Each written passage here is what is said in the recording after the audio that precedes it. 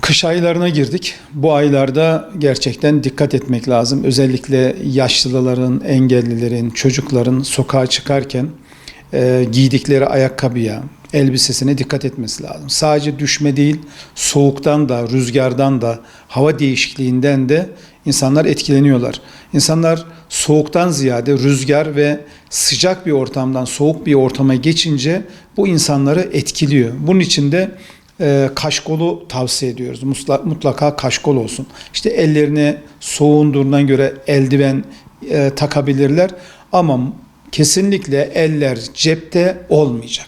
Eller cepte olduğu zaman, az bir yer kaygan olduğu zaman dengeyi sağlamakta zorlanıyor insanlar.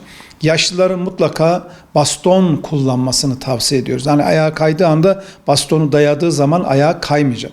Ayakkabıların mutlaka bir miktar topuğunun olması gerekiyor sağlık açısından ve önüne bakarak kayma ihtimali olan yerlerde daha temkinli yürümeleri gerekiyor ve bu yaşta olan, kemik erimesi olan, bu türlü böyle sağlık problemi olan yaşlıların mutlaka sağlıklı, dinç, genç birisinin koluna girerek gitmesinde de fayda var.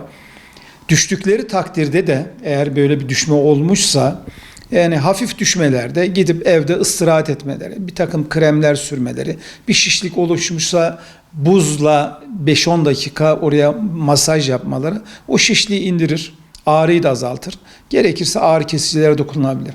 Ama bir bağ yırtılması, bir kemik kırılması gibi bir şey söz konusu olursa İşte o zaman acile müracaat etmeleri, ortopedi doktoru ya da fizik tedavi doktoru onları tedavi edecek. Bu tarafı artık hastaneleri, hekimleri ilgilendiren kısmı.